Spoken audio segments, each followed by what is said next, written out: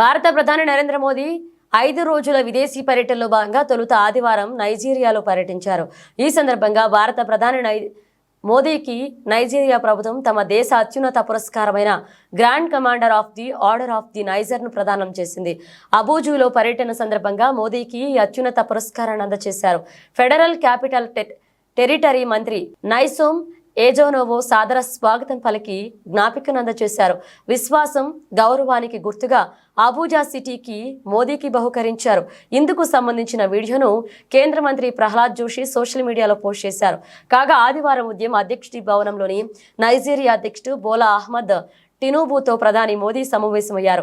తనకు దేశ అత్యున్నత పురస్కారం అందజేసినందుకు మోదీ కృతజ్ఞతలు తెలియజేశారు. ఇది భారతదేశానికి శతాబ్దాలుగా ఇండియా, నైజీరియా మధ్య కొనసాగుతున్న బంధానికి దక్కిన గౌరవంగా మోదీ అభివర్ణించారు. ఇది కేవలం తనకు దక్కిన గౌరవం కాదని 140 కోట్ల భారతీయుల గౌరవానికి ప్రతీక అని పేర్కొన్నారు.